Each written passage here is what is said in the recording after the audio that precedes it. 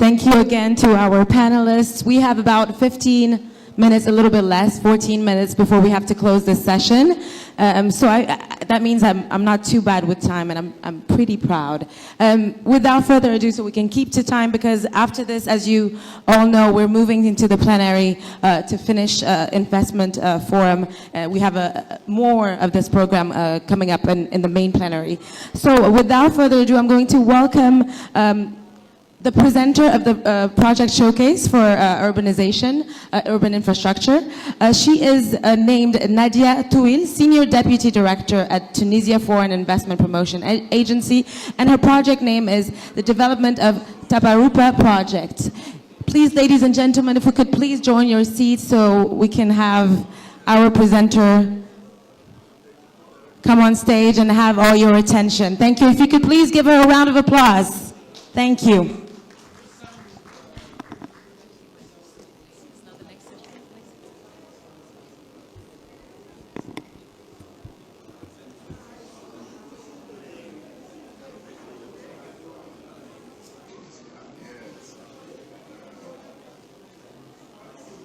Je commence? Okay. Mesdames, Messieurs, bonjour.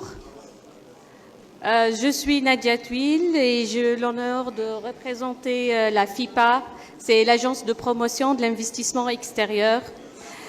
La FIPA a pour mission principale d'attirer et faciliter les investissements étrangers en Tunisie, accompagner les investisseurs tout au long de leurs projets en Tunisie, promouvoir les atouts économiques et sectoriels du pays et mettre en place un cadre légal, administratif et sectoriel au pays et de ces régions.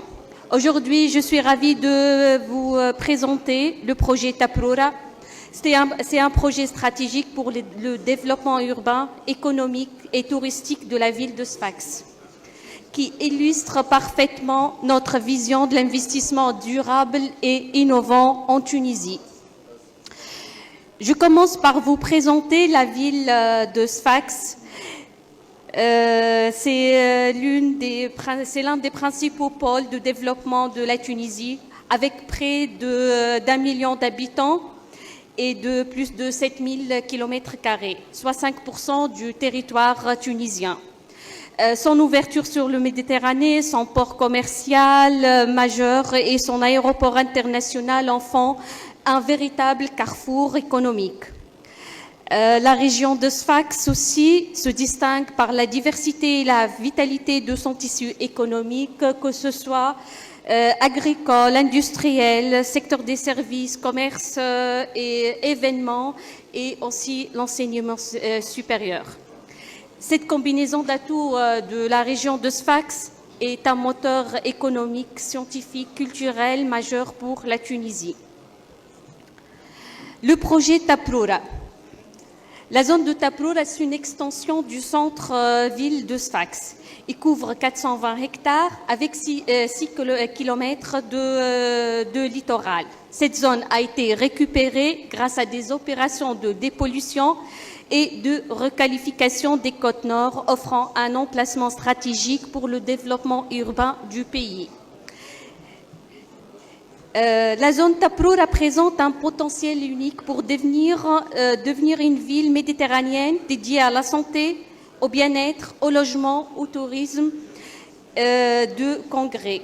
Ces infrastructures permettront aussi de créer des services tout haut de gamme avec un raccordement facile au réseau essentiel. Le foncier disponible pour la région. Le projet Taproura a été confié à la Société d'études et d'aménagement des côtes nord de Sfax. C'est une société créée depuis 1985. Le patrimoine foncier, comme je viens de dire, donc de 420 hectares, a été constitué par récupération du domaine public maritime et acquisition des terrains du secteur privé. La société est une société anonyme avec 42% du capital public. La réalisation du projet a été pardon, je passe cette présentation. Les étapes, je passe aux étapes du projet. En premier lieu, comme je viens de dire, donc il y a été la dépollution et la réhabilitation des côtes nord de la zone de Sfax. Puis, il y a la création d'un espace d'expansion urbain avec une façade maritime moderne destinée à accueillir divers projets urbains, touristiques et de services. Donc, ce projet a pour objectif et il nous permettra de créer un pôle urbain moderne et pluridisciplinaire, mais multidisciplinaire à Sfax, renforcer la compétitivité de la ville à l'échelle méditerranéenne, améliorer la qualité de vie des habitants, attirer des investisseurs nationaux et étrangers donc pour le développement de la zone. Les perspectives, donc une perspective de générer environ 15 000 emplois directs et pour dynamiser le secteur touristique de Sfax. Donc, les étapes d'aménagement du terrain du projet a passé par 2 étapes.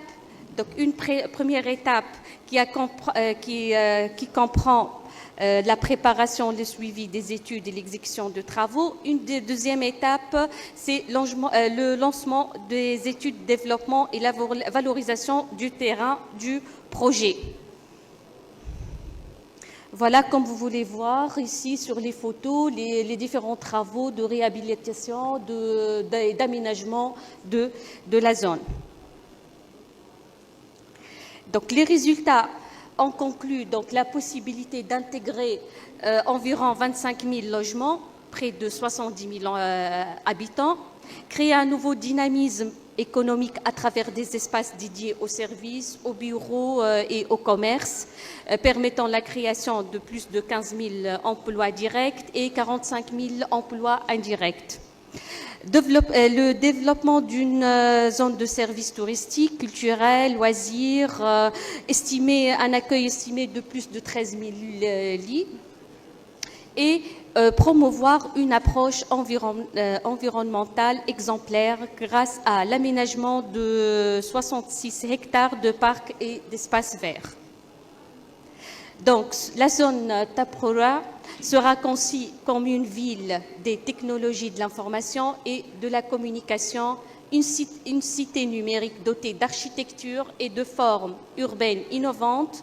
Ces bâtiments, ces infrastructures, ces équipements, ces voies de circulation, ces espaces publics se distingueront par leur intelligence et leur durabilité. Donc, la phase actuelle, c'est une phase de conception et de modélisation, prise en compte des indicateurs de recherche et de perspective en collaboration des universités, des entreprises privées, des autorités locales. Et notre axe principal, c'est l'intelligence artificielle, l'Internet des objets et la durabilité. C'est une ville intelligente et durable. Quelques axes d'investissement pour le développement de la zone. Il y a le volet tourisme et loisirs et l'immobilier. Pour le tourisme, on vise le tourisme d'affaires et conférences, le tourisme médical et le loisir et la détente. Pour l'immobilier, c'est l'immobilier résidentiel et commercial. L'approche proposée pour le choix du partenaire stratégique pour le développement du terrain du projet, c'est la sélection du d'un partenaire pour le développement du terrain au projet reposera donc sur un mécanisme de négociation concurrentielle à travers une invitation ouverte à exprimer son intérêt pour investir sur le terrain du projet. La constitution d'une liste de participations présélectionnées sur la base de leurs capacités financières et techniques à entrer en partenariat donc avec l'État pour sa réalisation. L'ouverture aux participants sans conditions préalables pour présenter leurs propositions de développement du terrain, suivi de négociations directes sur ces propositions. Et les échanges donc porteront également sur les aspects institutionnels, financiers et autres, en s'appuyant sur un partage équilibré des risques et des profits publics et privés. Merci pour votre attention